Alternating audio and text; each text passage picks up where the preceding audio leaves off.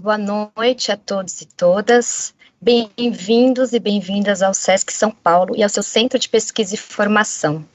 Nos últimos anos, a FLIP e o SESC São Paulo, por meio de seu Centro de Pesquisa e Formação, têm realizado o Ciclo do Autor Homenageado, encontros que buscam aprofundar o olhar para a vida, obra e o legado de importantes nomes da literatura, homenageados pela FLIP a cada edição. Neste ano, na 19ª edição, que acontece de 27 de novembro a 5 de dezembro, em formato virtual, a FLIP propõe uma inovação.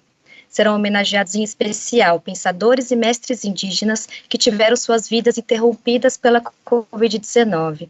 O princípio norteador desta edição da FLIP é a relação entre a literatura e plantas, como nas florestas, em que diferentes espécies vegetais colaboram e se comunicam por redes subterrâneas, os saberes indígenas circulam e mantêm vivas culturas para as quais não há uma separação definitiva entre o humano e o não humano.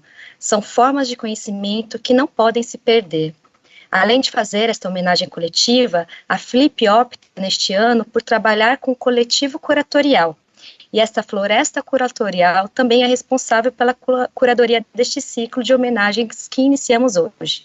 Portanto, gostaríamos de agradecer a Ana Dantes, colaboradora da Escola Viva Runicuim há mais de 10 anos e uma das fundadoras do Selvagem, ciclo de estudos sobre a vida, Evandro Nascimento, que é escritor e filósofo, pioneiro na reflexão sobre literatura e plantas no Brasil, Hermano Viano, antropólogo de formação e misturador geral de informações que coordena as informações deste coletivo curatorial.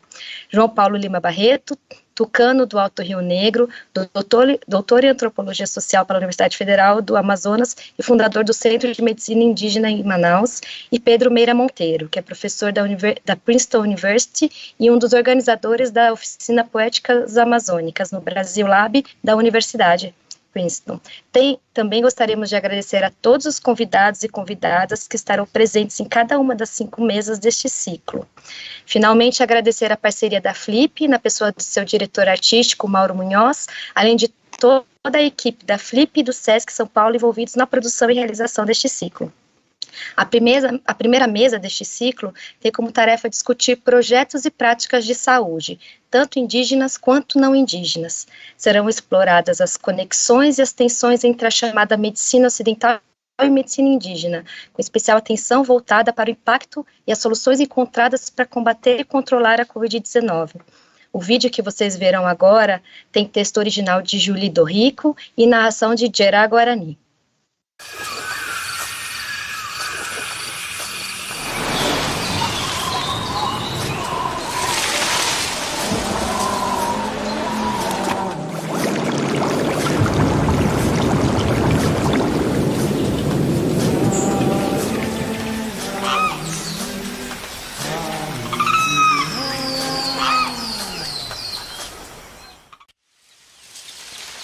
A pandemia de Covid-19 foi e é um tiro certeiro lançado contra os povos originários. O relatório da Articulação dos Povos Indígenas do Brasil mostrou que 163 povos foram afetados pelo vírus até final de outubro de 2021. Cerca de 1.200 sujeitos indígenas fizeram a travessia mais cedo, em decorrência da Covid-19. E mais de 59 mil casos foram confirmados até agora, como um fantasma da morte assombrando nossas vidas. A pandemia tem mostrado que os direitos originários assegurados pela Constituição de 88 têm sido ignorados. A política foi omissa não apenas nas proteções contra o vírus, como foi também seu agente transmissor, ao favorecer a invasão de territórios por meio de flexibilização das leis ambientais e entrada de missões em áreas isoladas. Os povos originários são apenas 0,4% da população brasileira e, mais uma vez, sentimos o impacto do genocídio pesar sobre nossos corpos. Impacto que pode significar o fim de muitas etnias e de muitos legados. Conhecimento desenvolvido há séculos correm o risco de desaparecer. Os guardiões da floresta, aqueles que têm impedido o avanço da destruição dos biomas também. Nesses tempos de desesperança, porém, os ensinamentos daqueles que nos deixaram e vozes indígenas como a de Ailton Krenak e Davi Copenau nos mostram que, apesar de tudo, ainda dá para adiar o fim do mundo e evitar que o céu desabe sobre nossas cabeças. Mas isso só é possível se agirmos coletivamente. Compartilhamos esse mundo com os não-humanos e com os encantados. São eles que nos curam, nos protegem, nos ensinam a sonhar com um mundo onde possamos coexistir em todas as diferenças, com os muitos corpos, os muitos espíritos, os muitos nós.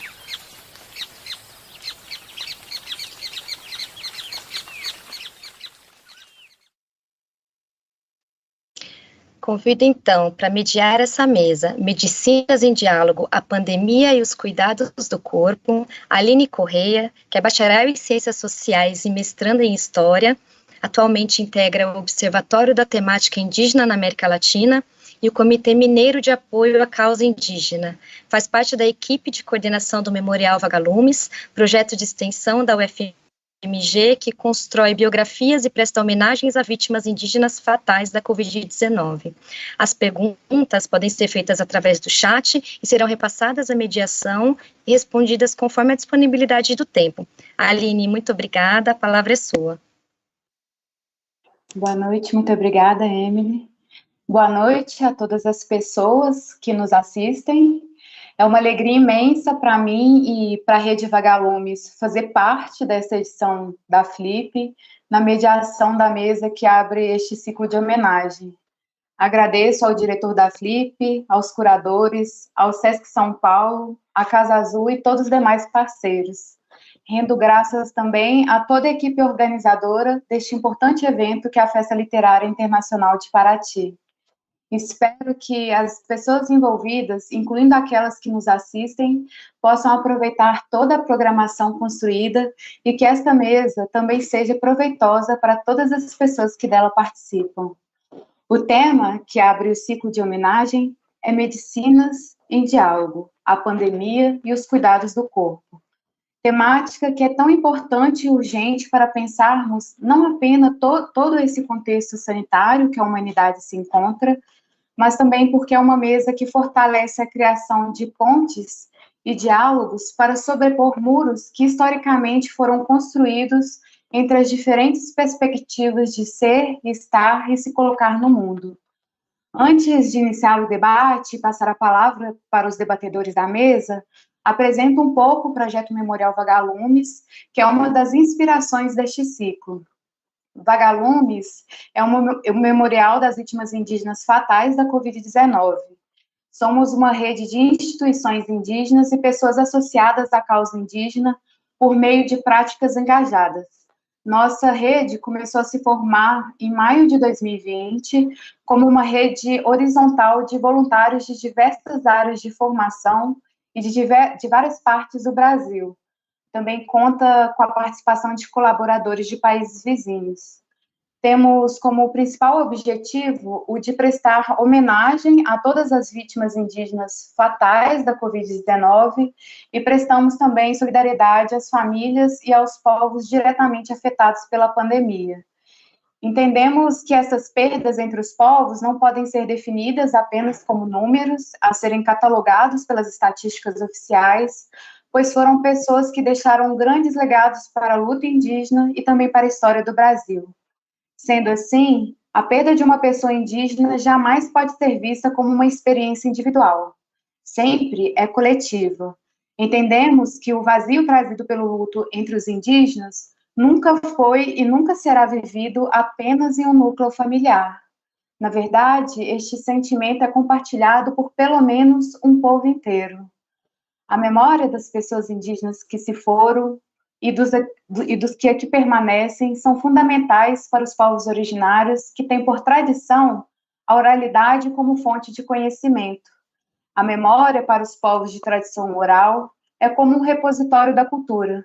Nesse sentido, as biografias que já temos em nossa plataforma falam sim sobre as perdas e o luto, mas, sobretudo, relembram a importância dos ensinamentos e das trajetórias de vidas que nos apontam não apenas que um outro mundo nos será possível no pós-pandemia. Na verdade, estes legados e todas as lutas empreendidas pelos povos indígenas nos apontam há séculos para inúmeros outros caminhos e para uma diversidade de outros mundos e modos de ser e fazer que já nos são possíveis hoje. O Memorial Vagalumes, então, surge como mais uma ferramenta para apoiar a luta dos povos indígenas, uma forma também de denunciar esse silenciamento histórico do genocídio promovido contra os povos indígenas no Brasil e nos demais países vizinhos.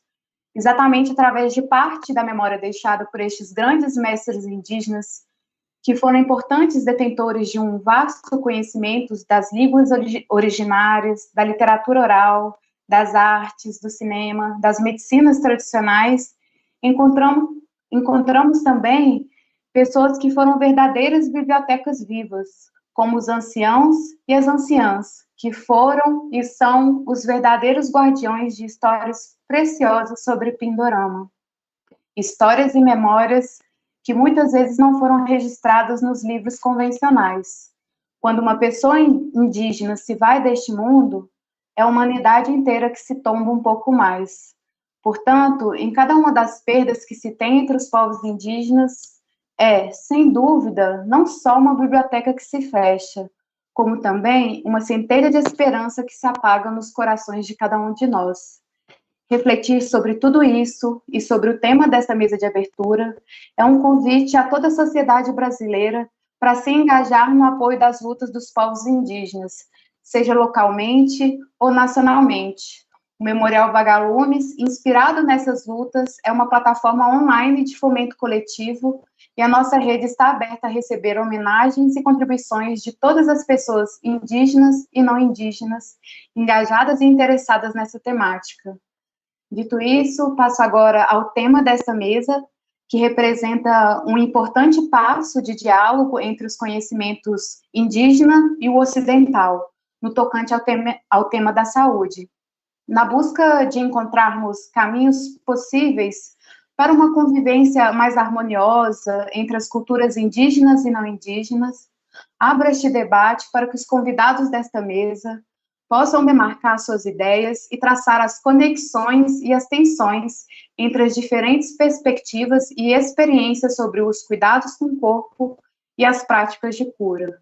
Como objetivo deste ciclo é incentivar reflexões e ideias que nos ajudam a vislumbrar outros futuros possíveis, contamos com a participação do antropólogo Dr. João Paulo Tucano, do povo Iepamaçã, localizado no Alto Rio Negro da Amazônia brasileira.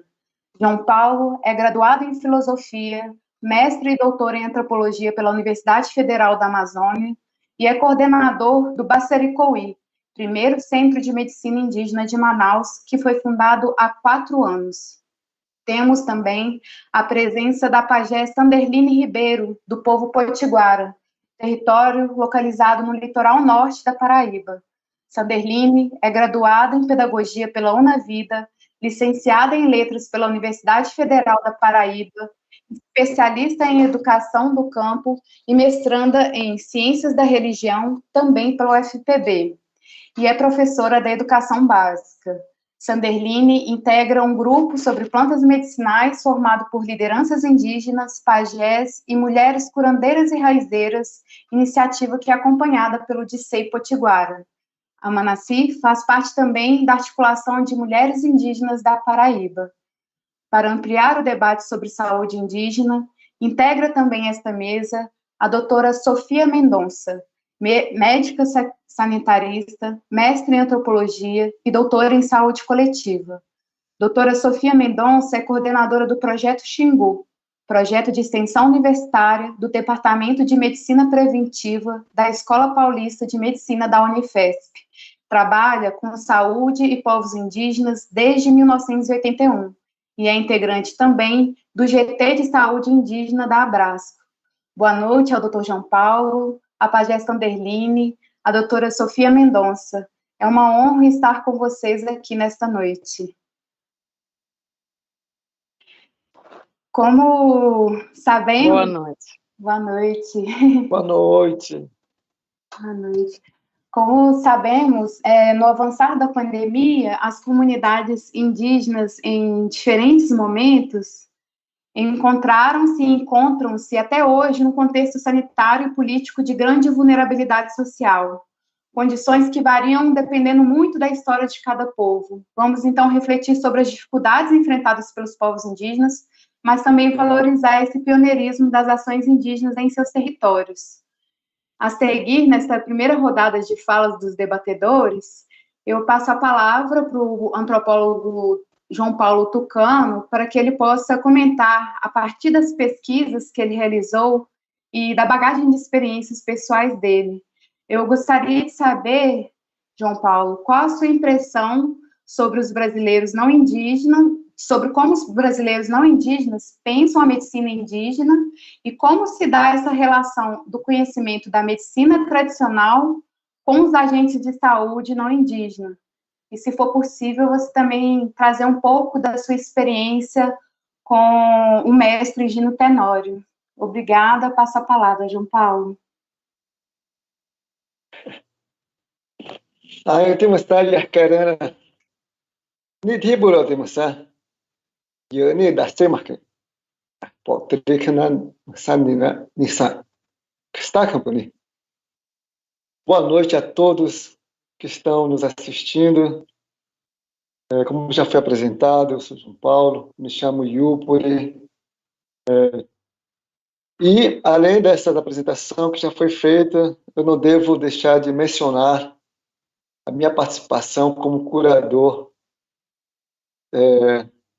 desse evento tão importante, promovido pela FLIP e por outras instituições em parceria com a SESC e outras entidades. Nesse ano, de fato, conforme eu venho aprendendo com curadores, a gente traz uma discussão partindo do ponto de vista do que é a floresta. Eu costumo dizer que a floresta é floresta enquanto tem suas diversidades, senão não seria floresta. Nesse sentido, os curadores se projetam nessa compreensão de que nós somos uma floresta, na medida em que no nosso território há a presença de vários povos diferentes, com pensamento diferente, epistemologia diferente, com noção de saúde diferente. Entre esses povos, nós, indígenas, de diversas etnias. Então, quero dizer, e começar dizendo a todos meu agradecimento de coração, e representando os povos indígenas do Brasil, e não também, como os quilombolas, ribeirinhos, que trazem também as discussões sobre a noção de saúde e doença do ponto de vista de cada povo. Então, diante da pergunta, eu não devo deixar de contextualizar um pouco para a gente entender minimamente do que nós estamos conversando, do que nós, povos indígenas, queremos dizer. Como todos sabem, conforme dito ciência, que é a arqueologia, Os povos indígenas estão presentes nesse território há 14 mil anos, que para nós até é muito mais que essa data, ou essa contagem de anos. Significa dizer que há 14 mil anos, nós, povos indígenas, a gente vem manejando a terra, as florestas, os rios, o cosmos, o ar, e desenvolvendo tecnologias, arquitetura, cerâmica, em tecnologia de alimentação, e tudo quanto nós somos detentores de conhecimento. E desenvolvendo a medicina. Aliás, se a gente for analisar bem, toda a base da produção da farmacêutica, produção farmacêutica ou produção de remédios, a base de conhecimento é indígena. Tecnologia é indígena. Aí a gente poderia adentrar numa outra questão. Mas o que eu quero dizer com isso é que, como eu disse, nós, povos indígenas, temos os nossos conhecimentos que nós lançamos mão há 14 mil anos. E esta medicina, conhecida como biomedicina, para nós tem uma data que é 521 anos. Portanto, diante do conhecimento indígena, a gente pode até brincar dizendo que é uma criança. Eu costumo dizer isso para provocar as pessoas, sobretudo esse modelo de conhecimento que nós estamos abarcando e sendo conduzidos. Nesse sentido, quando chegou o Covid, nós enfrentamos, como nós já enfrentamos a esse período de contato. Na medida em que a doença foi sempre uma estratégia utilizada pelo Estado para dizimar os povos indígenas. Gripe, sarampo, coqueluche e outras doenças foram sistematicamente utilizadas nesses primeiros períodos de contato para acabar com os povos indígenas, além da perseguição e de guerras. Portanto, não é exagero dizer que, mais uma vez, o Estado tentou usar a mesma estratégia, né, pegando a Covid como estratégia de dizimação. E ampliando, poderíamos dizer, também uma estratégia de dizimar as classes pobres, as grandes periferias das cidades. Como nós já conhecemos as estratégias, como nós sempre utilizamos as nossas estratégias, os povos indígenas, mais uma vez, aquele conhecimento que nós fomos obrigados a negar, obrigados a esquecer, obrigados a desprezar, foi exatamente essa medicina que nós, povos indígenas, lançamos para sair mais uma vez, né, ou para vencer mais uma vez essa estratégia de dizimação dos povos indígenas. Eu digo isso porque eu peguei Covid, passei 15 dias acamado. Quando não se tinha remédio para Covid ainda, ou seja, quando não tinha vacina, eu lancei mão da minha medicina, ou seja, medicina indígena de Epá-Maçã, para me cuidar, para eu cuidar. Que é exatamente 2 modelos de cuidado à saúde que nós temos. PARCC, que foi traduzido como benzimentos, não tem nada a ver, é outra coisa, e o uso de plantas medicinais. De norte a sul, os povos indígenas, de leste a oeste, que moram, os povos indígenas, lançaram mão de suas medicinas. Nossas medicinas, aliás. Cada um com suas práticas diferentes, mas a medicina indígena foi a principal. Sem medo de afirmar isso, eu dou exemplo da minha região. Nós, na minha região, somos em torno de 15 mil pessoas. Dentro dessa população, vieram ao óbito 3 pessoas. Exatamente porque todos passaram nossa mão do bastecer, ou seja, dos benzimentos e uso de plantas medicinais. Isso são relatos concretos que nós temos. Daqui eu quero dizer que os povos indígenas nós temos nossos conceitos próprios. Um dos conceitos e princípio é considerar que todos os domínios são habitados por humanos. Isto é, o domínio aéreo é habitado por humanos. Domínio terra-floresta é habitado por humanos. Domínio aquático é habitado por humanos. Que foram traduzidos como espíritos. Estão sendo traduzidos como os encantados. Mas não são. São humanos que nós, de Yapamaçã, chamamos de Uaimaçã. Os Yanomami vão chamar de Chapiri, e outros povos vão chamar também com denominação própria, que são humanos que nós comunicamos na medida que utilizamos determinados elementos. Por exemplo, o carpi, ou seja, ayahuasca. Né? E esses humanos são responsáveis de cuidar todas as coisas que estão no seu domínio.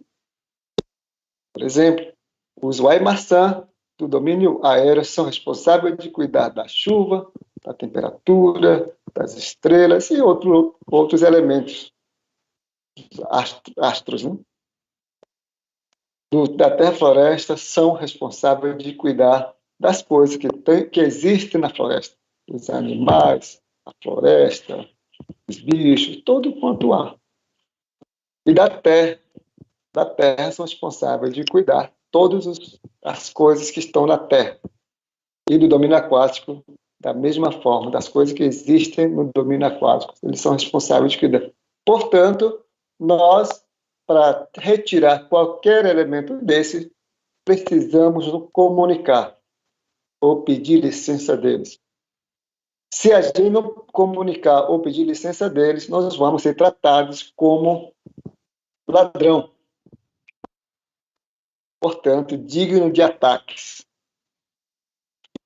É a partir dessa chave que nós entendemos que a Covid nada mais é do que ataque desses humanos, porque nós estamos retirando as coisas que estão sob responsabilidade deles.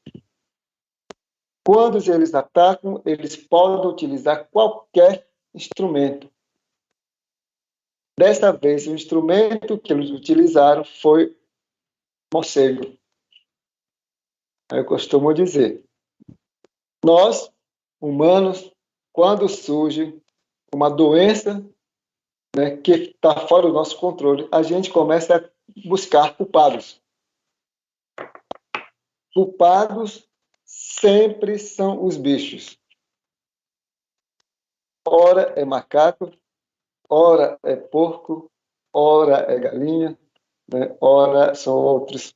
Dessa vez a vítima foi o morcego.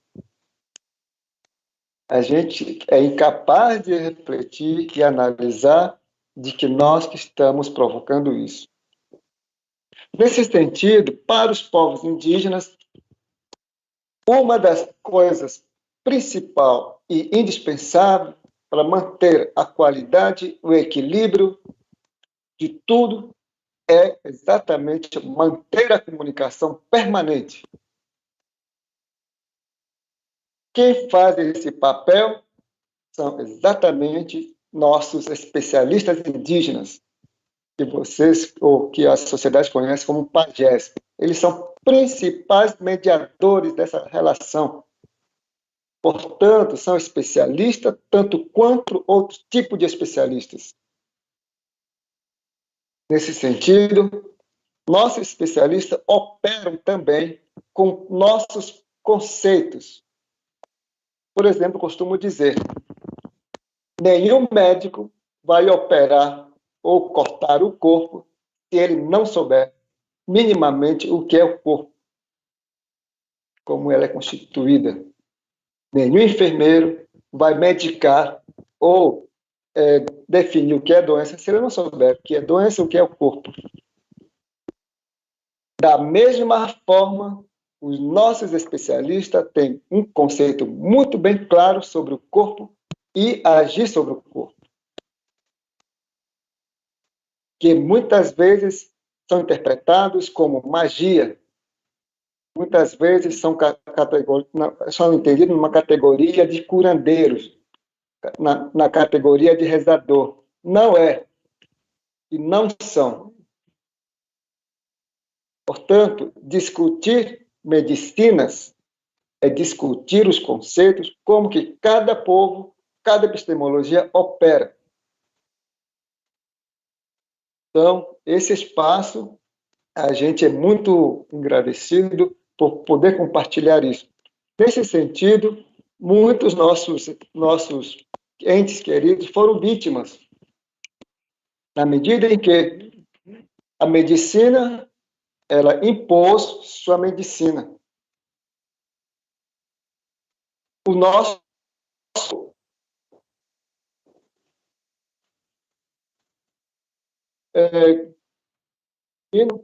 outras pessoas, como indígenas grandes de renomados, foram vítimas dessa imposição da medicina. Eu estou aqui falando, como eu falei, eu fui vítima da Covid. Eu me tratei tanto com minha medicina e hoje eu me orgulho de que eu estou vacinado. Meu pai tem 89 anos, ele pegou Covid, tratou com a nossa medicina e com a medicina biomedicina. O meu outro tio tem 98 anos, ele pegou Covid, também foi curado com a nossa medicina e a biomedicina. Quando a gente fala nesse momento, estamos discutindo exatamente como é que nós podemos dialogar simetricamente nossos conhecimentos. Então, eu quero terminar com isso, nesse momento. Obrigado. Muito obrigada, doutor João Paulo. Para somar as contribuições que foram feitas agora, a seguir eu passo a palavra para a Pajé Amanassi, para refletirmos um pouco sobre as experiências de cura em tempos de pandemia, entendendo esse momento da reflexão como um caminho para a compreensão das práticas ancestrais de cura física, emocional e espiritual. Sanderline, pensando um pouco na sua trajetória dentro dos conhecimentos das plantas medicinais e, enquanto pajé, qual sua visão espiritual sobre a pandemia e este momento que estamos vivendo?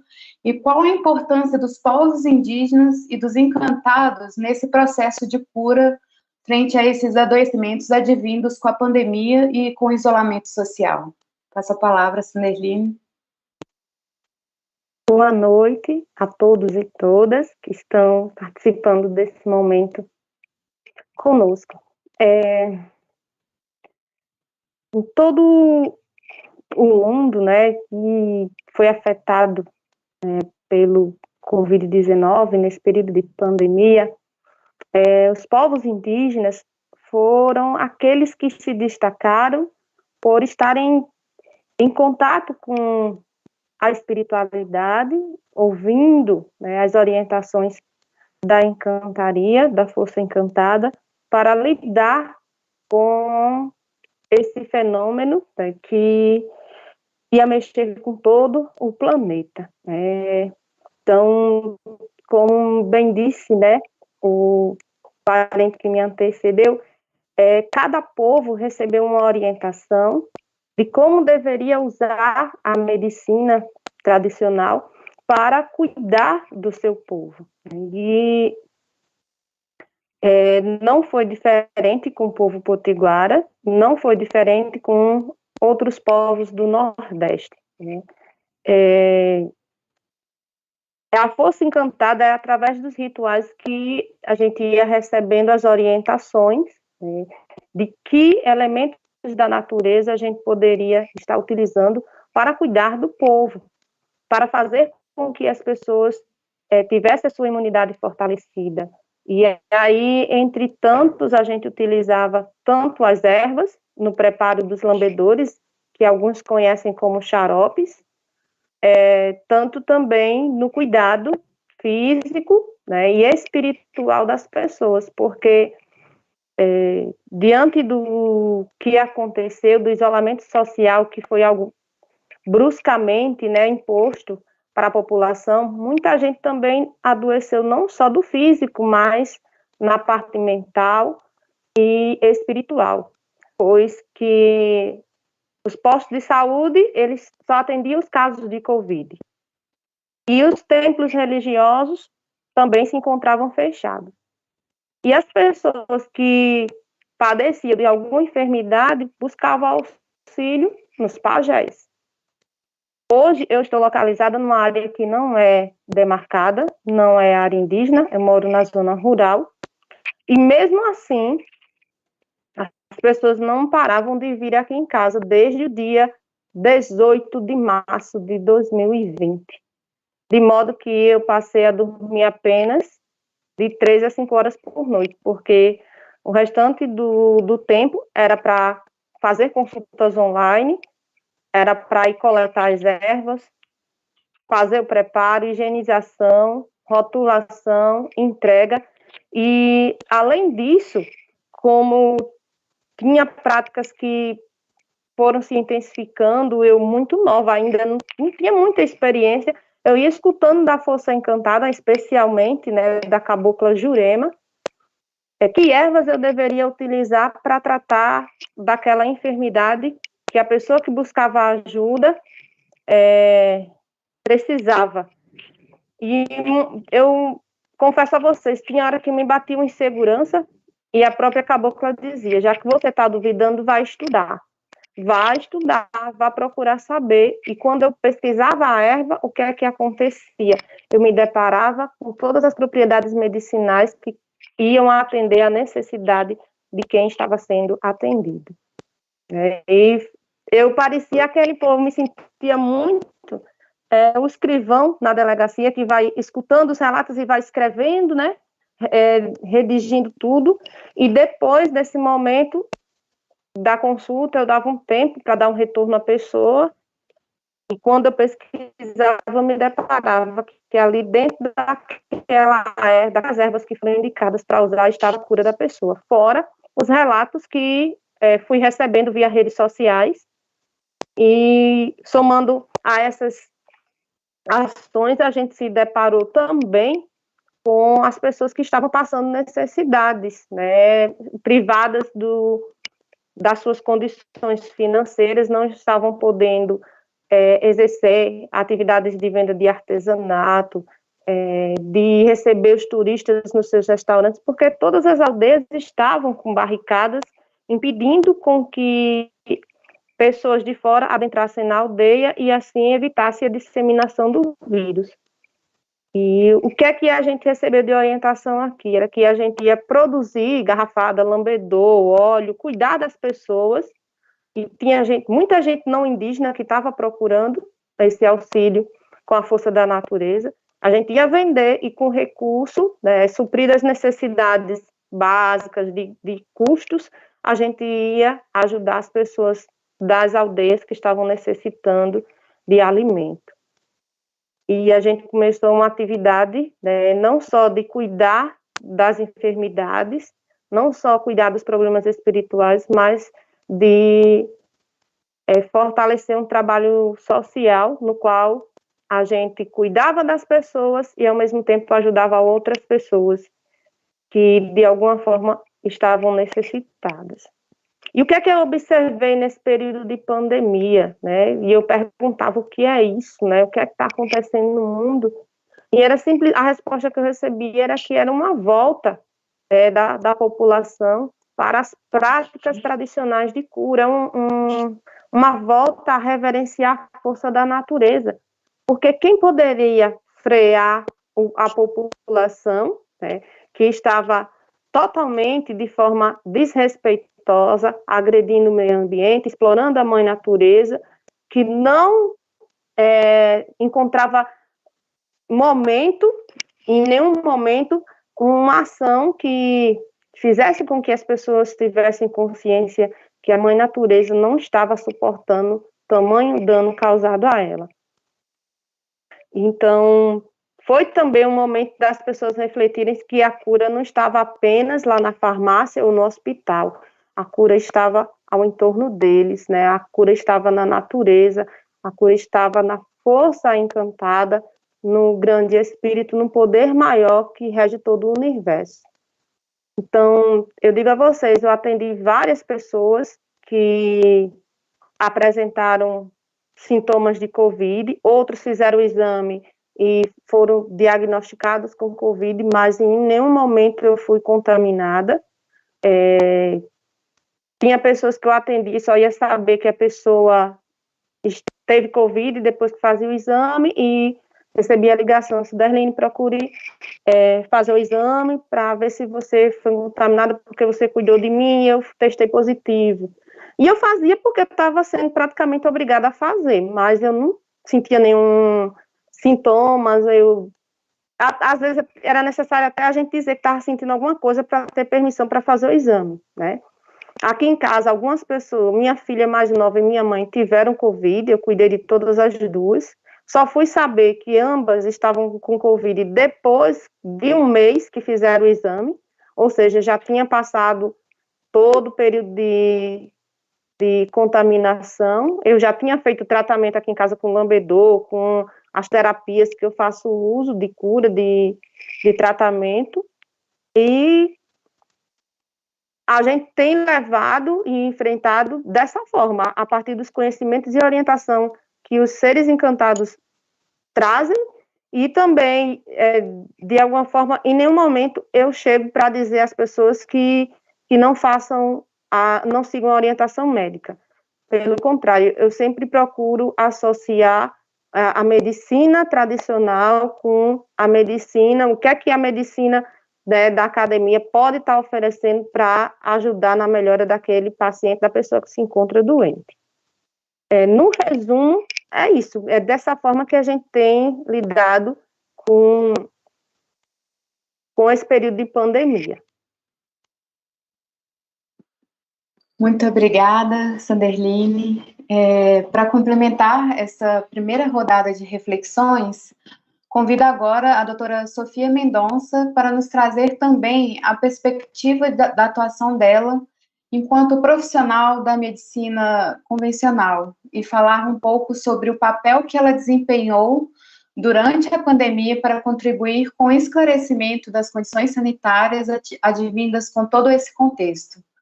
Nesse sentido, eu gostaria de entender quais foram os principais desafios que a senhora percebeu nos territórios em que você atua e quais foram as estratégias que você mais trabalhou para lidar com esses desafios encontrados durante esses quase 2 anos de pandemia. Doutora Sofia, a palavra é sua. Olá a todos, boa noite, é um prazer estar aqui. Eu queria agradecer muito o convite de todos vocês, da curadoria, do João Paulo, que faz parte dessa curadoria.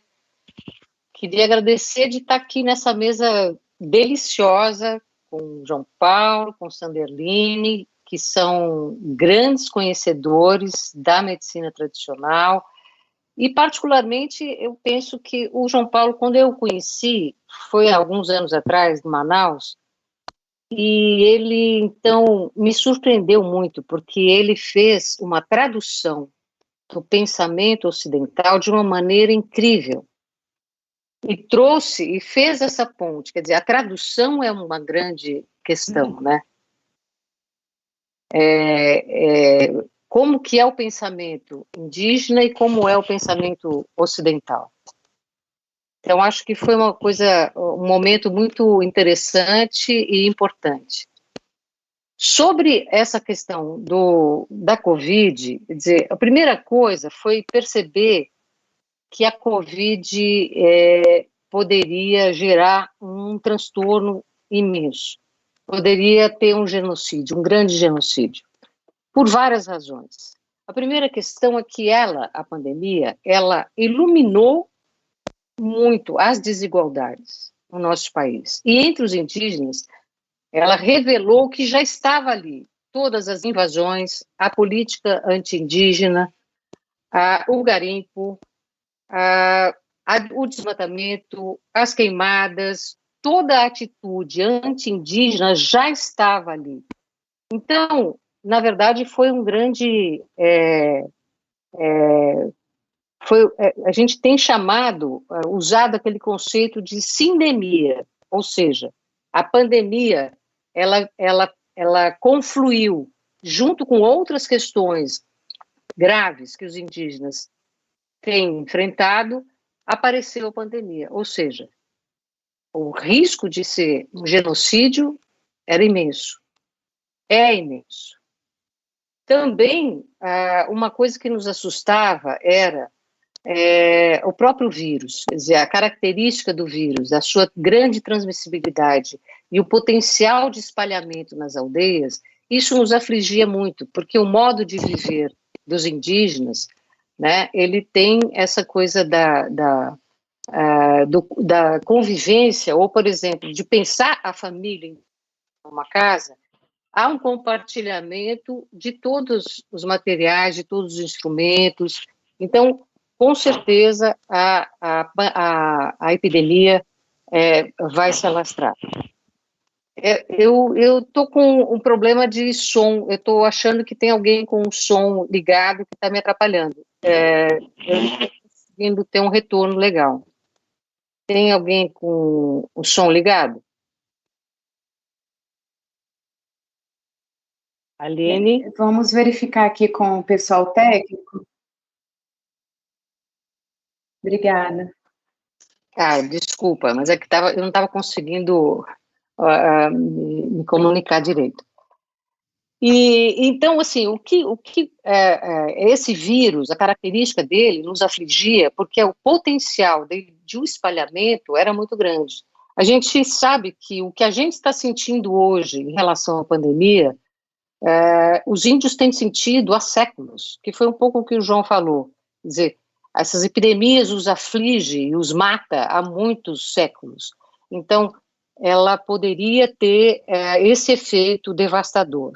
E pior que isso, ela também atingiria os mais velhos. Isso nos afligiu muitíssimo, até é muito louvável essa homenagem a quem morreu na pandemia, porque foram pessoas importantes e foram pessoas que detinham conhecimentos cruciais para cada povo, né? Então, você perder uma pessoa mais velha é perder, como todos estão falando, quer dizer, uma biblioteca, um museu, quer dizer, um conhecimento impressionante em relação ao artesanato, em relação às plantas medicinais, em relação a essa comunicação entre os diferentes domínios, como o João falou,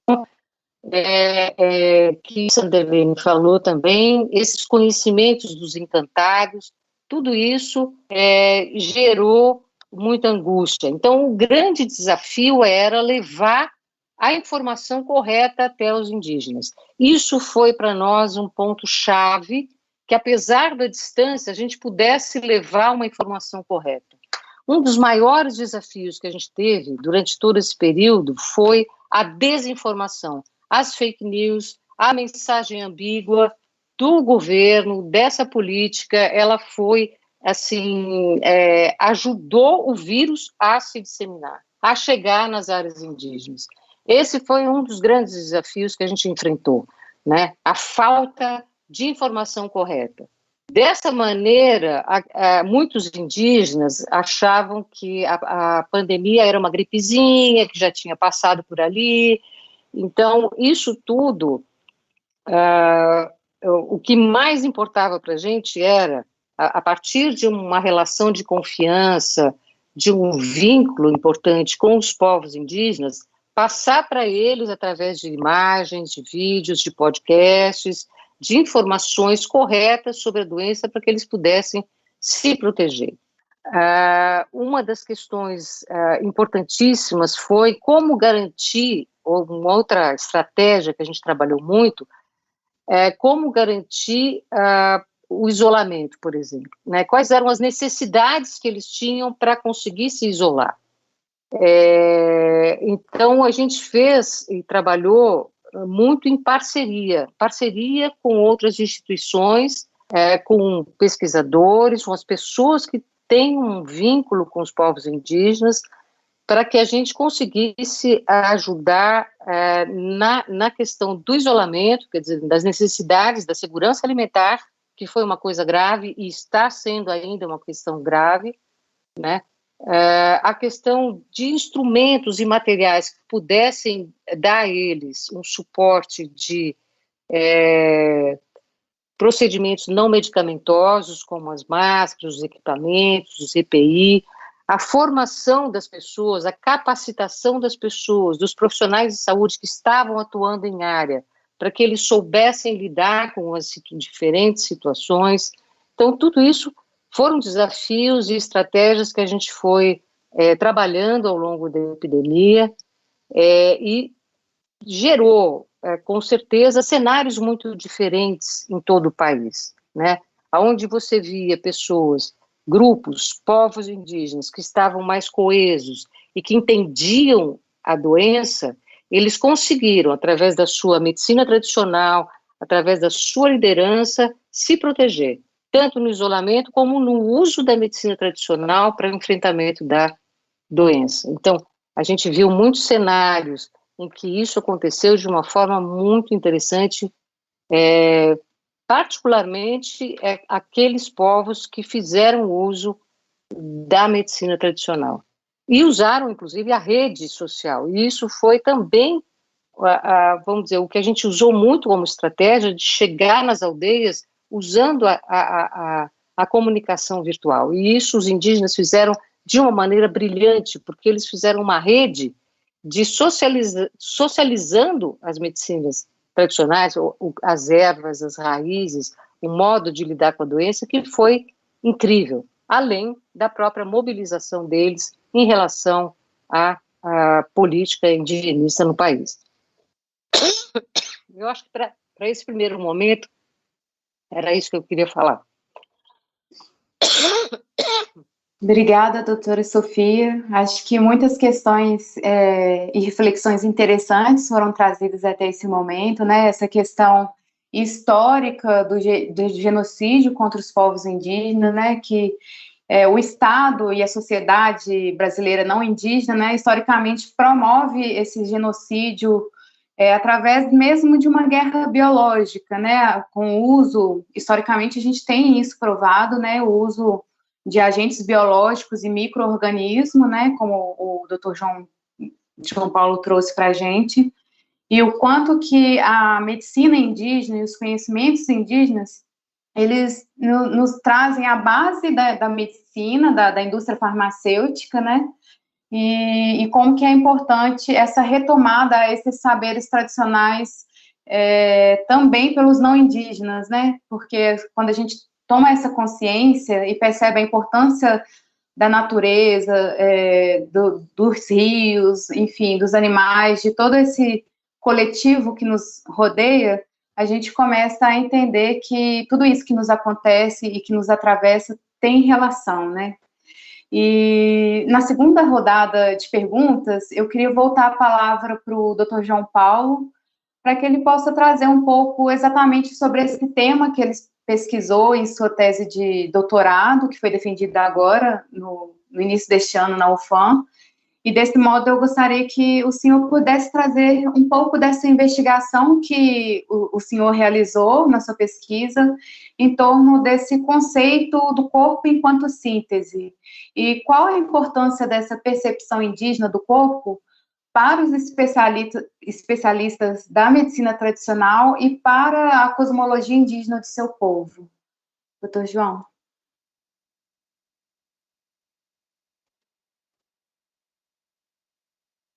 Eu acho que seu microfone está desligado. Olá, desculpem. Mais uma vez, obrigado, Aline, obrigado, professor Sofia, obrigado, Parita Sardelini. Muito bom conversar. Então, eu fui, de fato, investigar a noção do corpo, ou melhor, o conceito do corpo do ponto de vista indígena, sobretudo da minha família, né, de Ipamaçã e dos povos do Alto Rio Negro, para entender e também propor, trazer conceitos, outros conceitos, em relação aos conceitos que já aprendemos, né? Ou seja, os conhecimentos indígenas é traduzido pela chave da religião, pelas palavreadas da religião, né? Não é sem sentido que é utilizado o termo rezador, benzedor, curandeiro. São todas palavreadas que vêm, né, da noção da religiosidade das coisas. E agora chamam de líder religioso. Não é bem assim, né? Então, minha curiosidade partiu no seguinte ponto. Se o médico opera a partir dos conceitos, se todos, qualquer profissional, né, eu, por exemplo, antropólogo, ou sociólogo, ou de direito e tal, operam a partir de alguns princípios, né, fundamentais que norteiam, né, esse pensamento, esse conhecimento, que são conceitos, né? Então, eu queria entender qual é o conceito de corpo, né, do ponto de vista dos especialistas indígenas, para além dessa prática que eles tinham. Investiguei, cheguei a uma inferência, né, uma conclusão de que o corpo, do ponto de vista nosso, o indígena, é microcosmo, ou síntese de todos os elementos que existem no mundo e no cosmos. Isto é, são 6 elementos que constituem, ou 6 elementos que formam o corpo: a água, a terra, a floresta, qualidade animal, o ar, fogo. Ou seja, a temperatura. E os nossos especialistas dizem que esses 6 elementos, ela constitui qualquer corpo, inclusive dos animais, dos vegetais e outros corpos que nós conhecemos. O que diferencia dos outros corpos, o corpo humano? É porque ela tem nome. Então, o nome para nós é muito importante. É uma dimensão metafísica que qualifica um corpo, né, como humano, como gente, como pessoa.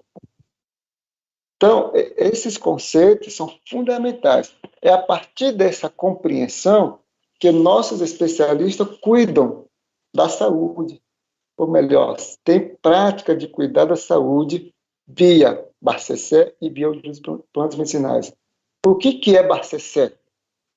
Barcessé é essa habilidade de um especialista que é formado para isso, estudou para isso, tem poder de invocar, né, as qualidades ou elementos curativos que contém, né, dos vegetais, dos minerais, dos animais, etc, etc.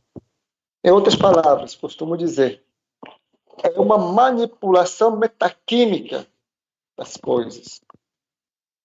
Enquanto que a medicina, outra medicina ocidental, faz uma manipulação química das coisas para extrair dali remédio. Os nossos especialistas precisam saber quais os elementos ou vegetais que contêm determinada qualidade para curar determinada doença. Se ele não souber, também não vão fazer nenhum Barcessé. Portanto, não é a mesma coisa que rezar Pai Nosso, Ave Maria, né, chamar o Espírito, invocar o poder do Espírito. Não. É uma manipulação metaquímica das coisas. Portanto, há uma diferença muito grande entre benzer e fazer Barcessé. Daí E outra coisa importante para explicar, deixar bem claro também, é quando a gente fala das plantas medicinais. Muita gente também equivoca na compreensão dessa, quando a gente produz remédio à base de plantas medicinais. Por exemplo, uma coisa é meu pai ou eu dizer para alguém que a determinada planta é remédio para isso. Beleza, ótimo. E essa pessoa pode pegar, começar a utilizar aquela planta e não dar resultado. A diferença é que, quando eu digo que aquela planta é para determinada doença, é uma coisa. Agora, quando produzo remédio a partir daquela planta, é outra coisa. Ou seja, você, ou melhor, as pessoas que produzem remédio a base de plantas medicinais precisam adotar determinados comportamentos. Por exemplo, se for mulher, não, aliás, se quem for fazer, não pode ter relação sexual antes de 24 horas. Quem estiver manipulando, né, não pode comer comida gordurosas, não pode comer comida assada, comida quente. E a mulher, se for mulher, não pode estar no período de menstruação. Então, esse conjunto de comportamentos faz com que uma planta ou chá seja, né, que produza efeito de abrandamento ou cura da doença. Então, é outra maneira de compreender. Daí eu trago essa discussão na minha tese, que é exatamente essa questão do conceito do corpo, ataques do corpo, transformação do corpo e Bacessé, né? Então, nesse sentido, aqui em Manaus, nós temos o Centro de Medicina Indígena, onde o nosso especialista atende, que atende qualquer corpo que chega lá. Porque, do ponto de vista nossa prática, o nosso conceito é universal, não é local. Da mesma forma, assim como o médico pode ir em qualquer lugar do mundo ser médico, nosso especialista também, conhecido como pajé, pode ir em qualquer lugar do mundo e cuidar da saúde das pessoas. Muito obrigada, João Paulo. Adorei saber dessa manipulação metaquímica muito interessante. Eu vou passar a palavra novamente para a Pajé Sanderline, pois eu gostaria, Pajé, se você pudesse nos contar um pouco também sobre a sua experiência durante a pandemia, né, no seu espaço de atendimento, e se você também quiser comentar, né, sobre essa iniciativa que você constrói junto às lideranças indígenas no tocante aos saberes ancestrais, a busca, né, por essa retomada dos conhecimentos tradicionais e sobre as plantas medicinais, você fique à vontade. Passo a palavra para você.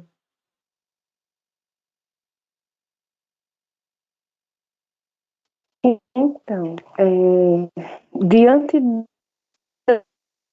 da grande procura, né, de pessoas por tratamento, por cuidados que tivessem, né, os recursos da Mãe Natureza, eu me vi muito atarefada, precisando de pessoas capacitadas para me ajudarem no trabalho. E foi nesse momento que alguns amigos, alguns parentes chegaram e soltaram: por que você não começa a ministrar com pequenas turmas a formação, para que a gente possa lhe ajudar na manipulação dessas ervas, no preparo, e você não ficar tão sobrecarregada. E assim foi feito, né? Eu chamei alguns parentes, principalmente os mais jovens, e a gente fez, no início do ano, a primeira turma de repasse dos conhecimentos para trabalhar com a produção dos fitoterápicos. E foi um momento muito bom, porque foi nesse momento que alguns tiveram a primeira experiência de contato com as plantas medicinais, de saber o respeito que se deve ter ao coletar aquela planta, a permissão, né, como o parente falou no início de sua fala, que a gente precisa ter nos ambientes sagrados, ao adentrar, para poder coletar aquela erva ou algum recurso da natureza, a fim de utilizá-lo para a cura de alguém. E foi nessa oportunidade que eu pude também conscientizá-los que, antes de fazer a retirada de alguma parte da planta, era necessário reverenciar o ser encantado que estava naquela planta, de pedir permissão e conversar com a erva e dizer, ó, preciso retirar tal parte para cuidar de alguém que está enfermo, né? E respeitando os horários e dias de coleta, fazer a coleta, manipular, preparar, observar a força da lua, a força da mãe natureza, que orientava todos os períodos de produção. Repassei também, como o parente bem falou anteriormente, né, os cuidados que a gente deve ter, as abstinências que precisamos exercer antes de manipular essas ervas, antes de preparar a gente costuma chamar aqui de meizinha, né? O que é meizinha? Meizinha é o resultado de um preparo, de uma manipulação de algum elemento da natureza para curar alguém. E somando a isso, apareceram também outras pessoas que queriam que eu fizesse os cursos online, porém, eu não me abri muito para essa possibilidade, pelo risco de alguém, de repente, ver uma erva em determinado local e achar que foi aquela que eu orientei e fazer o uso não correto daquela planta. Porque quando a gente tem um contato pessoal, a gente consegue sentir o cheiro, a textura da planta, observar as características para que a gente não confunda com outra, porque tem ervas que são muito parecidas. E, além disso, uma erva pode ter um nome aqui na minha região e em outro estado, em outro local, apresentar uma outra nomenclatura que a gente precisa estar atento para saber discernir o que é uma e o que é outra. Às vezes, os meus parentes, quando participam de curso comigo, ficam um pouco nervosos, porque eu estou orientando, estou recebendo toda a informação e repassando como eu recebo, e depois, na mesma aula, quando chega na hora da prática, eu fico só observando se de fato eles prestaram atenção. Tanto que eu costumo colocar várias ervas, né, e vou distribuindo entre eles e peço que eles identifiquem, eles ficam com um pouco de receio, mas é assim que a gente aprende. Se vocês não tiverem contato com a planta, se basearem apenas em pesquisa de internet, se basear apenas no que fulano ou ciclano disse, vocês não vão ter o realmente de que planta é e para que ela serve. Claro que para quem está iniciando é preciso um pouco mais de paciência, né? E às vezes eu confesso a vocês que me falta um pouco, porque às vezes tem pessoas que já entram na fase de estágio, que aqui em casa eu também abro para a fase de estágio. Eles fazem o curso e depois vêm estagiar aqui em casa. E quando vem para o estágio, é a hora de colocar em prática o que foi repassado. Alguns ficam nervosos, né, com medo de vacilar, alguns erram e eu fico olhando, preste atenção, observe, sinta o cheiro da planta, sinta a textura, lembre-se, para ver se de fato é essa planta que a gente vai precisar manipular. E fora isso, né, eu fui, a partir de algumas lives que algumas universidades me convidaram para fazer parte, foi surgindo também oportunidades de estar repassando um pouco, bem rapidamente, dos conhecimentos, principalmente daquilo que a gente faz mais uso, e foi expandindo esse conhecimento, de modo que hoje muita gente de vários estados do Brasil procuram ser auxiliados, serem consultados e ter acesso às garrafadas. E algumas coisas que nós, o grupo, né, de práticas integrativas, de complementares de saúde indígena, que é o grupo que a gente assim denominou, daquelas pessoas que estão fazendo a formação e estão se integrando, ao que a gente está produzindo está ganhando expansão, tanto que está indo para fora do Brasil, e algumas pessoas já estão fazendo uso, nos dando feedback, e aí a gente tem a proposta de, futuramente, se assim for permitido pela Força Encantada, pelo Grande Espírito, a gente está publicando um livro, no qual vai ter um pouco das nossas experiências e os relatos, né, de pessoas que fizeram uso da medicina tradicional e tiveram resultados positivos. Então, é dessa forma que a gente está sendo conduzido nesse período de pandemia. Eu digo a vocês, todos os dias tem gente para atender, todos os dias tem pessoas buscando auxílio, não só através da medicina, mas para cuidar do espírito também, de encontrar as forças, renovar as energias nos lugares sagrados, nos espaços da natureza. Então, é dessa forma que a gente tem buscado colaborar também no equilíbrio, né, tanto da mãe natureza quanto das pessoas diante do caos que toda a população, né, está inserida. E juntando a isso ainda tem as minhas obrigações acadêmicas, né, de conclusão do mestrado, e assim a gente vai fazendo o que é possível, né?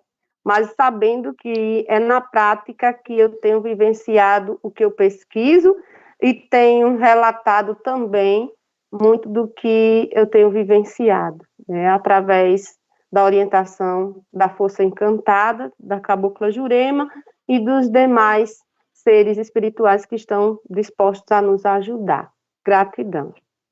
Eu que agradeço, Sanderline. Muito obrigada. Imagino a correria aí para você fazer tudo isso e ainda dar conta de pesquisa, né?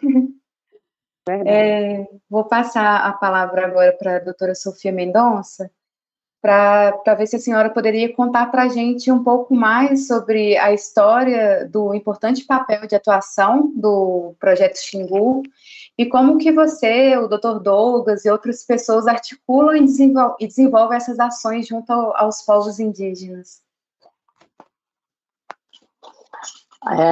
Bom, Aline, eu acho que essa é uma questão assim, que levaria um certo tempo. Eu vou priorizar levantando alguns pontos-chave, né? Eu acho que assim, o Projeto Xingu, sendo um programa de extensão universitária, né, no sentido mais de comunicação de Paulo Freire do que propriamente esparramar um conhecimento acadêmico, né? Então, o que a gente propõe enquanto programa de extensão é a possibilidade de pensar a questão da saúde, da doença, do corpo, a construção do corpo, a partir de outros olhares, para além do que a medicina oficialmente propõe. Então, a base do nosso trabalho é junto aos alunos na área da saúde, nas diferentes áreas da saúde, e colocar como a importância de pensar o sujeito num contexto cultural dele. Então, isso é uma coisa interessante, porque a nossa medicina acabou fragmentando tudo, né? Quebrando em um monte de pedacinhos, né? E, então, a gente procura recompor esse corpo e, particularmente, inseri-lo num contexto. De onde ele vem? Qual é a história dessa pessoa? Né? O que influencia? E aí, a possibilidade desses alunos entrarem em campo e conhecerem outros modos de pensar a construção do corpo, da gestação, as práticas de cuidado, pensar o que é a prevenção, quais são os outros sujeitos e atores que estão cuidando da saúde, outros modos de interpretar o adoecimento, como foi falado aqui pelos meus companheiros de mesa, pensar que existem outros modos, né, de pensar a doença, a saúde e a doença e a cura. Isso é a grande chave do nosso trabalho. E acho que, já um pouco adiantando a última fala, acho que faz muito sentido a gente ter uma troca de saberes, né, sobre isso, sobre diferentes modos de pensar o cuidado.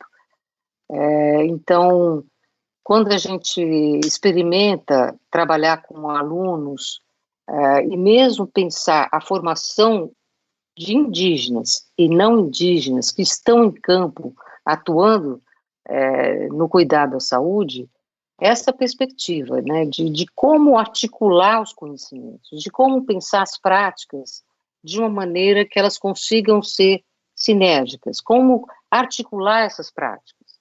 Então, acho que o grande mote é a formação, a formação das pessoas que estão em campo, indígenas e não indígenas. Então, a gente tem trabalhado muito nesse espaço da educação virtual, que cresceu muito nos últimos anos, com cursos de especialização, cursos de aperfeiçoamento. Estamos trabalhando continuamos a trabalhar com a formação de indígenas na área de saúde, e também pensar juntos e pesquisar juntos. Esse é um outro campo que a gente está abrindo, que é a pesquisa participativa, ou seja, considerar, né, se eu tenho um problema de saúde, como eles pensam esse problema de saúde? Por exemplo, as doenças crônicas. Isso é um problema para os indígenas? Como que eles têm pensado isso? Né? O que para eles mudou? Né? Qual o sentido que faz isso? Então, esse encontro de saberes, ele precisa acontecer. E o ideal é que ele aconteça na prática, durante o processo de pesquisa, de pesquisação, e que todos participem dessa maneira na produção do conhecimento. É nessa troca de conhecimentos que a gente acredita. Eu acho que a base é essa para o nosso programa de extensão. Bom? Obrigada, doutora Sofia. Eu acho que, para finalizar esse bate-papo aqui, para a gente abrir para as perguntas do público que nos assistem, eu acho que eu queria retomar um pouco disso que a doutora Sofia Mendonça nos trouxe e ver com o João e com a Sanderline se eles querem fazer algum comentário sobre quais os caminhos ou ações que são possíveis, né, para aproximar os diálogos entre a medicina indígena e a medicina ocidental. Assim, se vocês têm alguma mensagem, um recado mais importante que vocês deixariam tanto para os agentes de saúde indígena quanto para os não indígenas que buscam um maior diálogo entre essas diferentes abordagens. João Paulo, eu passo a palavra primeiro para você e depois eu volto na Sanderline. Ok, obrigado, Aline, mais uma vez. Então, como eu disse, nossa medicina opera com conceitos que ultrapassam nessa noção meramente biológica. Né? Considera que nós somos únicas pessoas que moramos nesse mundo terrestre e nós estamos numa teia de relações e conectados com tudo que tem ao nosso entorno. Essa é a base da compreensão da qualidade de vida e equilíbrio. Né? O que eu fico triste é que esse nosso conhecimento, né, e, sobretudo, os nossos especialistas indígenas não são incluídos nos programas do governo.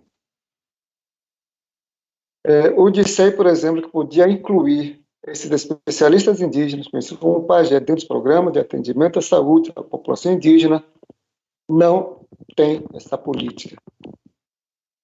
Eu fico triste quando eu vejo que se forma uma equipe muito grande, que eles chamam de multidisciplinar, que levam dentro dessa equipe antropólogo, sociólogo, psicólogo, fisioterapeuta, nutricionista, médico, enfermeira, técnico de enfermagem, agente de saúde, todos gastam dinheiro, enquanto que os nossos especialistas estão lá todo o tempo na comunidade, cuidando da saúde, orientando, são meramente esquecidos e colocados em escanteio. Nós estamos sofrendo um processo de medicalização. Estamos, em outras palavras, nós estamos ficando drogados, nós estamos ficando dependentes de drogas. Enquanto que nós lamentamos que nossos especialistas estão morrendo, que nossa biblioteca está indo, nós, nova geração, estamos indo para ser médico, para ser enfermeiro, para ser antropólogo, para ser isso, para profissionalizações. E não está tendo investimento para a nova geração de especialistas indígenas, de pajé, de parteira. Não tem espaço para isso. Então, eu diria que nós precisamos lutar, o movimento indígena precisa lutar, cada um de nós precisamos lutar, para que o nosso conhecimento seja reconhecido de fato de direito. Direito todo mundo sabe. Mas, de fato, não. Aqui eu quero dizer, eu estou dizendo por experiência. Quando o médico disse para o meu pai que, quando aconteceu o fato da minha sobrinha ficar de cobra, que a gente propôs que pudéssemos fazer tratamento conjunto, tanto de biomedicina quanto a nossa medicina, quando ele perguntou para o meu pai por que ele não queria que eu amputasse. Meu pai não sabe falar português, e comecei a responder para ele, tá, do jeito dele. O médico, visivelmente bravo, revoltado, levantou e disse: eu estudei 8 anos para decidir o que é melhor para sua neta, porque se não amputar, ela vai morrer daqui 3 dias. O senhor, com muito respeito, não estudou nenhum dia. Você imagina que está imaginando salvar sua neta. Essa relação que é construída no nosso país. Relação de poder e de discriminação. Portanto, não dá para a gente pensar uma saúde de qualidade para os povos indígenas se a gente não pensar a nossa medicina como primeiro. Por quê? Eu, por exemplo, eu não vou ao médico sem antes passar pelo meu pai. Se meu pai que me resolver, eu busco o médico. Nesse sentido, a biomedicina se transforma para mim como uma alternativa. Do contrário, para vocês também é a mesma coisa.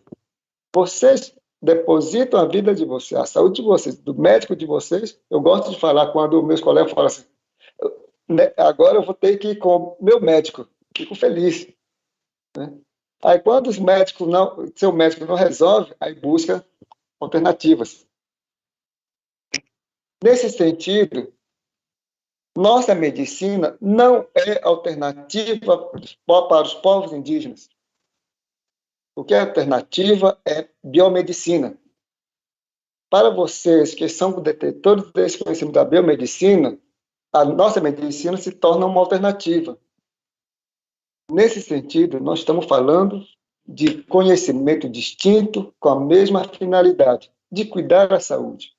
Por isso eu sempre insisto, precisamos aprender a conversar, a dialogar de uma forma simétrica. Só vou poder conversar com o outro se eu minimamente entender o conceito do outro. Assim como eu sou antropólogo, pelo menos minimamente eu estudei o que é antropologia. Do contrário, não acontece. Obrigado.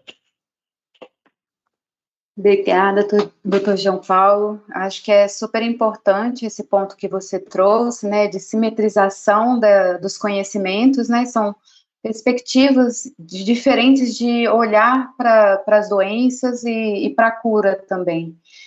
E realmente eu acredito que a nossa sociedade e os agentes de saúde ocidentais, eles têm muito a aprender quando eles se abrirem mais a essa escuta ativa dos especialistas dos vários territórios indígenas, né? Eu queria passar essa mesma pergunta também para a Pajé Amanassi. Então, aqui no grupo de práticas integrativas complementares de saúde indígena, eu tive a oportunidade de estar contando com alguns profissionais da saúde, a exemplo de médicos, enfermeiros, farmacêuticos,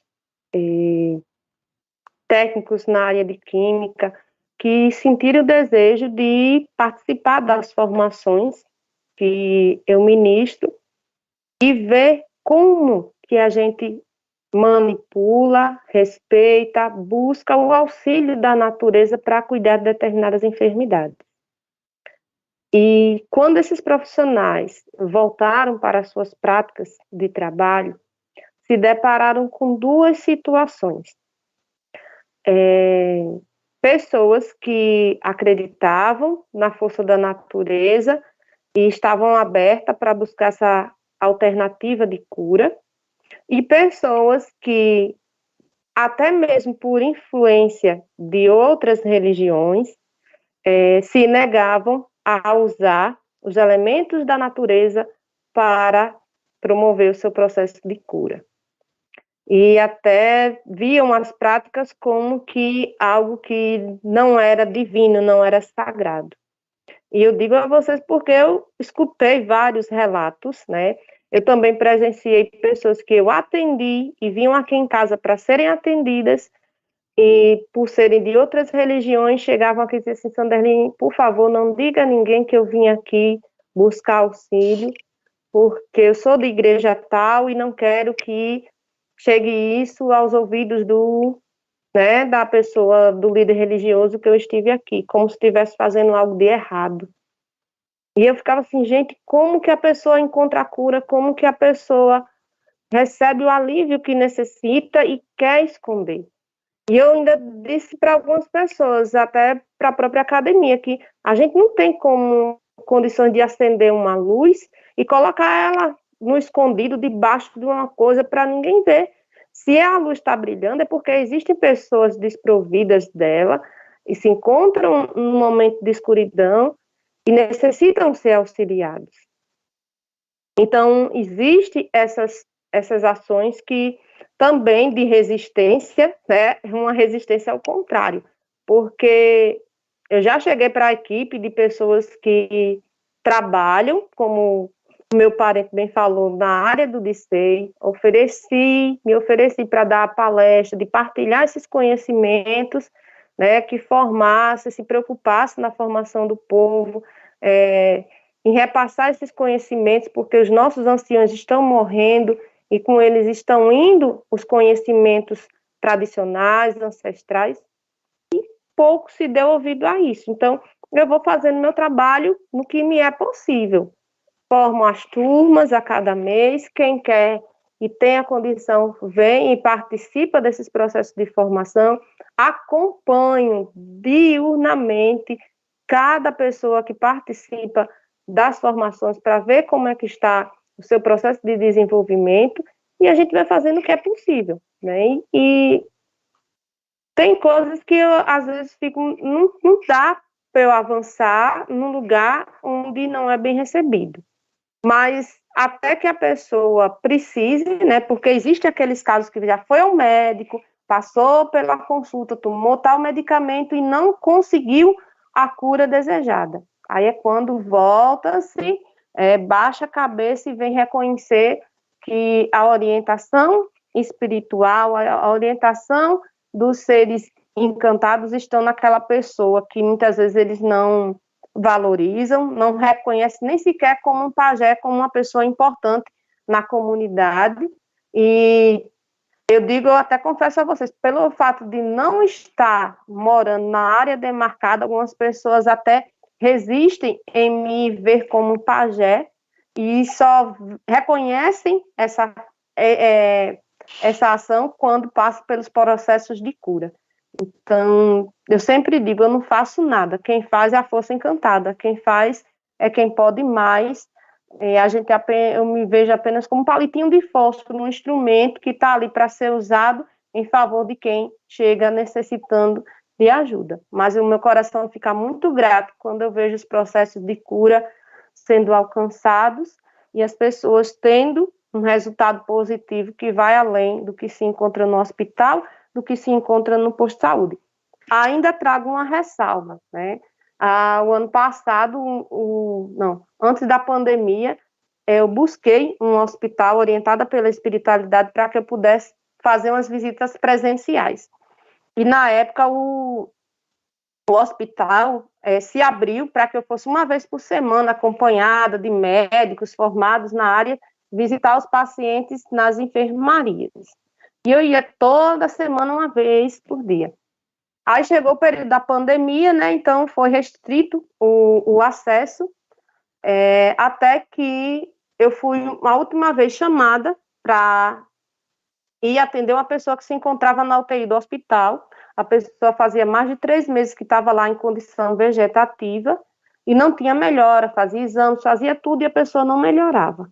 E quando eu cheguei diante da pessoa, eu sinceramente, eu tive muita dó, muita compaixão, porque de fato eu estava num ambiente de hospital que eu não podia usar o cachimbo para fazer uma defumação, eu não podia pegar ervas para defumar, para banhar a pessoa, eu não podia fazer nada das minhas práticas. E o que é que eu poderia, naquele espaço de ambiente, fazer? Só mandar energia. Só canalizar a energia da cura e pedir que os irmãos de luz, né, os seres espirituais, me ajudassem naquele trabalho dentro daquela unidade de tratamento intensivo. E o que é que acontece? Eu até tinha mais pacientes na sala, e eu perguntei, mas e os outros pacientes? Não, a gente quer que você se dedique apenas a esse caso. E o que é que ocorreu? Para ser bem resumida, depois que durante o atendimento, eu sentia como que canais de força de energia que iam para as outras para os outros leitos, né, dentro da unidade, que eu não estava podendo ter acesso, porque pediram que eu ficasse apenas com aquele paciente. E eu terminei, passei cerca de 2 horas na unidade, da UTI, e dentro da unidade eu sentia dores físicas, e não eram dores minhas, eram dores dos pacientes que estavam acamados. Depois que eu saí de dentro do hospital, aquelas dores cessaram. E até lá na UTI eu perguntei à médica, tem paciente que está com tal problema, está apresentando, alguns sim, outros diziam que não, que desconheciam. E na noite que eu saí, que eu vim para casa, tudo bem, descansei, tomei meu banho de ervas, me cuidei. Quando foi no dia seguinte, eu perguntei a uma pessoa que compõe lá como é que tinha sido a noite. Essa na noite foi um pouco tribulada, eu perguntei o que tinha acontecido, e dos 5 pacientes, 3 tinham descansado, 3 tinham passado para o plano espiritual, e toda a equipe médica ficou assustada, achando que eu tinha ido lá para levar as pessoas que estavam na unidade da UTI, né? Ou seja, que eu, por acaso, tinha o domínio da vida e da morte sobre aquela pessoa, e na verdade tinham pessoas que estavam sofrendo há muito tempo, precisavam descansar, eu fui apenas fazer esse momento de passagem para elas. E eu só sei que depois desse dia o hospital não me chamou mais, porque toda a equipe ficou com medo, achando que se eu não levasse um paciente, levaria alguém da equipe médica. Que para mim isso é um absurdo, uma falta de conhecimento total.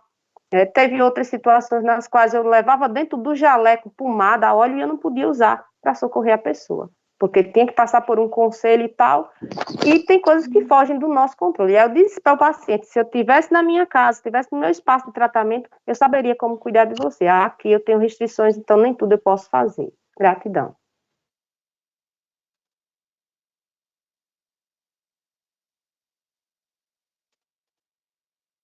Você está sem teu microfone. Obrigada, gente.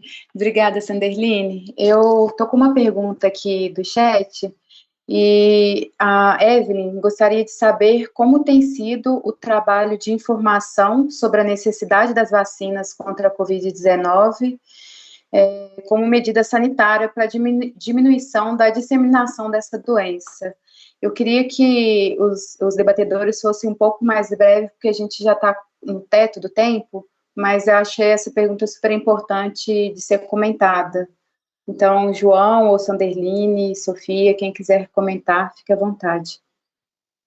Eu queria falar um pouquinho, só para aproveitar que eu não consegui responder direito essa última pergunta que se fez para todo mundo, que é sobre essa questão que o João coloca. Eu acho que a medicalização, ela chegou com tudo nas áreas indígenas, né, e aí toda a perspectiva e o conceito chave, né, João, da saúde indígena era atenção diferenciada. Então, ela tem que ser incorporada, não só ela, atenção diferenciada, resgatada, retomada, mas também uma gestão diferenciada, que pense nisso junto com o controle social. Quer dizer, trabalhar junto com os especialistas é muito importante, porque muitas vezes, quando eu curo alguém com um remédio da biomedicina, ele precisa de outras ações e outras práticas que cuidem da cura dele e do grupo dele, da família dele, e que vai precisar de um barco de gasolina para ir resgatar a alma dessa pessoa, porque senão não vai funcionar aquele remédio. Então, tudo isso precisa ser articulado, conversado, até porque, hoje em dia, e a gente está vendo muito isso acontecer, a orientação é que faça o parto na cidade. Quer dizer, abandonando todo um conhecimento de parteiras tradicionais, que é super importante, e é onde essa criança vai nascer. Quer dizer, em vez de eu dar mais subsídios e trabalhar junto com essas parteiras, acompanhando em área, né, eu acabo colocando a gravidez como doença, como várias indígenas, mulheres indígenas, parteiras indígenas estão me dizendo. Olha, estão colocando na casal e parece que é doença, mas não é doença. Então, essa escuta, ela é super importante. Assim como as questões boas que a medicina traz, que é a vacina. Então, os povos indígenas e aí respondendo a Evelyn, os povos indígenas que viveram antes da vacina, né, todas as epidemias e todo o genocídio que houve antes e a chegada da vacina, eles sabem da importância da vacina, porque aumentou, as crianças aumentaram, diminuiu a mortalidade infantil, então eles sabem e eles acreditam na vacina, né? Então, isso eu acho que precisa ser trabalhado junto aos povos indígenas. Acho que tem uma porcentagem boa já nas áreas indígenas para o combate à Covid, mas eu acho que isso precisa ser revista, essa prioridade entre os povos indígenas, porque eles têm uma constituição da população diferente, eles são muito mais jovens, então eu tenho muitas crianças que estão vulneráveis, suscetíveis à Covid, que precisam ser vacinadas. Eu tenho muitos adolescentes grávidas que estão suscetíveis e precisam ser vacinadas. Então, é preciso prestar atenção nisso, reforçar essa comunicação e desconstruir, de novo eu vou falar, as fake news que estão chegando nas áreas indígenas. Essa era um pouco a minha fala. Obrigada, doutora Sofia. João Paulo, se você quiser comentar e fazer suas palavras finais, também fica à vontade. Então, a gente tem sempre falado, né? Eu sempre tenho falado, meus parentes, os familiares, que nós também temos que levar a sério o que o pajé branco fala. Eles são dois pajés diferentes, mas estão falando do cuidado da saúde. Estão falando da medicina de cada um. Está dando remédio de cada um. Né? Nesse sentido, eu sempre falei. Estão me ouvindo? Ok. Falei que medicina é muito importante, né? Mas tivemos um grande, assim, sistemático desinformação, como a professora Sofia falou. Não só desinformação, como também ação, né? De missionários, de militares irem para nossas comunidades contaminados. E missionários pregarem de uma forma tão absurda que chegou a dizer o seguinte, que não era para tomar vacina, porque na vacina estava o número da besta. Né? Então foi uma forma sistemática mesmo de dizimar os povos indígenas, né? E a gente enfrentou isso. Foi muito legal os parceiros dos povos indígenas subsidiar para a gente informações importantes. E as nossas organizações indígenas fizeram grande campanha. Tivemos que partir, eu, por exemplo, ligava para a minha comunidade dizendo assim, tome vacina. Tome vacina, porque é o pajé branco que está falando, senão não ouça o padre ou o missionário falar. De repente ele já fez vacina, escondido. Aí vai lá dizer para meus parentes não tomar vacina, porque ele já tomou vacina. Né? Então, a gente fez, sim, grande campanha, nossas organizações mobilizaram, nossos parceiros ajudaram, mobilizaram também. Então, daí a importância também das universidades, das pessoas, das ONGs, que são e foram parceiros fundamentais nesse processo. Hoje, a maioria das comunidades que eu conheço, né, já tomam vacina com maior tranquilidade e também já tem resultado. Né? Por exemplo, eu estou aqui, eu mesmo, né, já tomei 2 vacinas, eu estou feliz. Né? Assim como todos os meus companheiros indígenas também são felizes porque já tomaram vacina. Né? Então, isso é importante. Não é nenhum nem outro, né? Mas são 2 coisas importantes. Obrigada, João Paulo. Santerline, se você quiser comentar também essa questão da vacinação e falar e já deixar suas palavras finais, eu agradeço. Aqui no território, né, se fez a campanha desde o início para que todas as pessoas que estavam tendo acesso às vacinas buscassem serem vacinados. Porém, a população indígena que não residia nas aldeias enfrentou um obstáculo que era o fato de ter que esperar o período em que só tomaria a vacina quando fosse enquadrado na faixa etária comum, na liberação que o governo fosse dando. Então, ainda fizemos um levantamento dos indígenas que não moravam nas aldeias, estavam nas áreas urbanas, nos sítios, nas áreas que não eram demarcadas, solicitando a vacinação, mas, de fato, a vacinação só ocorreu quando iam sendo liberados nos seus respectivos municípios o chamado para que as pessoas tomassem a vacina. Então, infelizmente, ainda enfrentamos esse tipo de, eu digo que é de preconceito, sabe, de falta de conhecimento mesmo. E teve também aqueles parentes que ainda resistem em não tomar vacina, porque não gostam de fato de injeção, e não estão vacinados e, de alguma forma, se encontram vulneráveis, né, ao vírus que ainda está em expansão.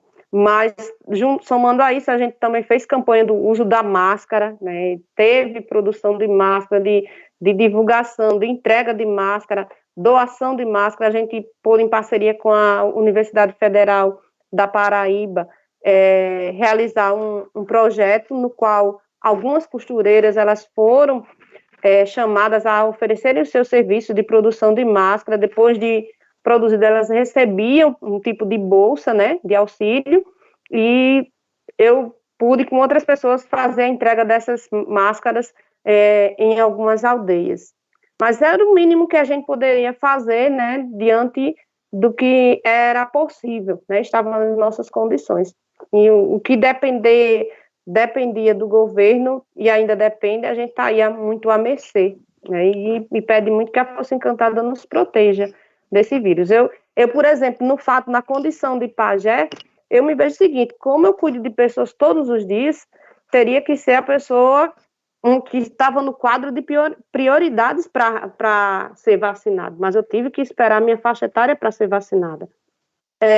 Na atuação de cuidar das pessoas, quando eu procurasse uma unidade de saúde para fazer um exame, não era nem para questionar por que eu estava buscando fazer o exame. Ela exerce uma atividade de cuidados com várias pessoas e precisa fazer, mas eu tinha que preencher uma série de requisitos, entrava na fila de espera, ou seja, são situações constrangedoras que eu digo, que as pessoas conhecem, sabe o trabalho que eu desenvolvo, passo por isso, e outras pessoas, né? Então, são coisas que, infelizmente, são desagradáveis. No mais, eu agradeço de todo o coração a oportunidade de estar partilhando um pouco, né, dessas experiências de cuidados durante esse tempo de pandemia. Uma honra, João, estar ali conhecendo, participando nesse momento dessa mesa contigo. E, Sofia, muita gratidão também pelo respeito, eu digo a você, a ousadia de você, muitas vezes, até remar contra a maré, porque não é todo mundo que tem esse posicionamento de saber ouvir os povos indígenas, saber ouvir e valorizar os conhecimentos que nós trazemos, que não vem de nós, de si mesmo, vem da nossa ancestralidade, que nos orienta e nos conduz nos cuidados, tanto do corpo como do espírito.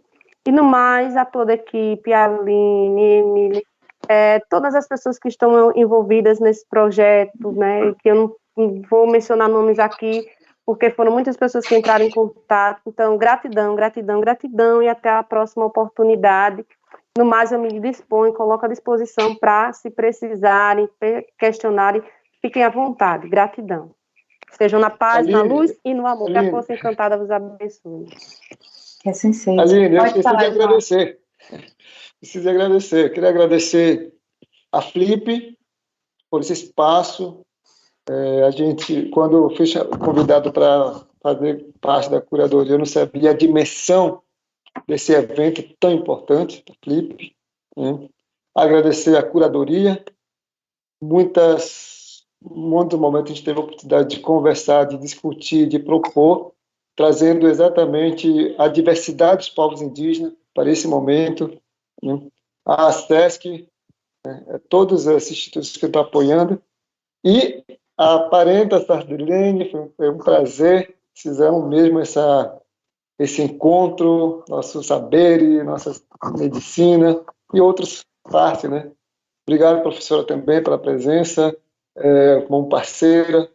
Pesquisa é importante, precisamos sim fazer. E a senhora está mostrando isso. Isso tem que trazer resultado para que um dia, como costumo dizer, né, que nosso conhecimento seja reconhecido de fato e de direito. Que a nossa diferença, de fato, passam a valer.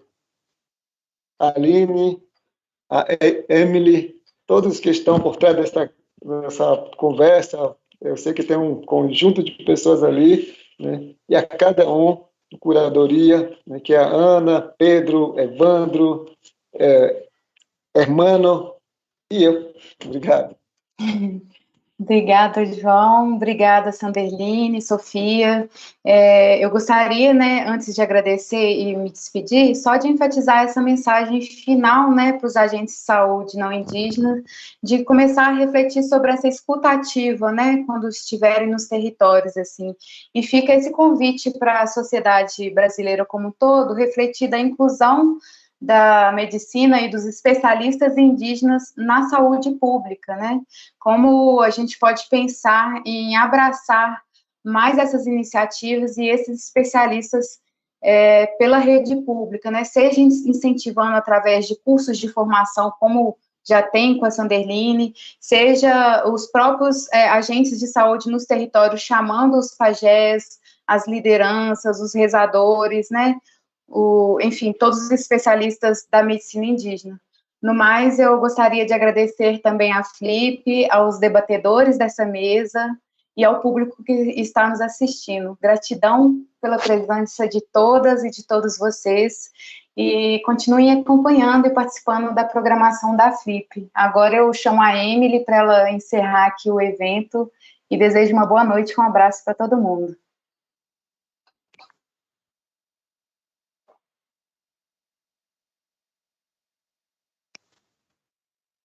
Obrigada. Bom, eu queria agradecer muito, antes de tudo, a pajé Sanderline Potiguara, o Dr. João Paulo Barreto, a doutora Sofia Mendonça e a Aline pela mediação dessa mesa. Agradecer também aos intérpretes de Libra, Lilian Camargo e Marli Zapata, e ao estenotipista Wellington Dutra, que garantem a ampliação do acesso dessa conversa. Agradecer à equipe técnica do SESC São Paulo, responsável pela transmissão, e convidar vocês para a mesa de amanhã, desse ciclo de homenagens Flip Sesc.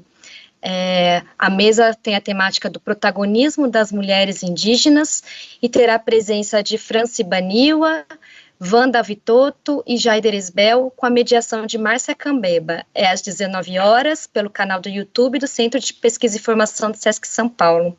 Muito obrigada e uma boa noite.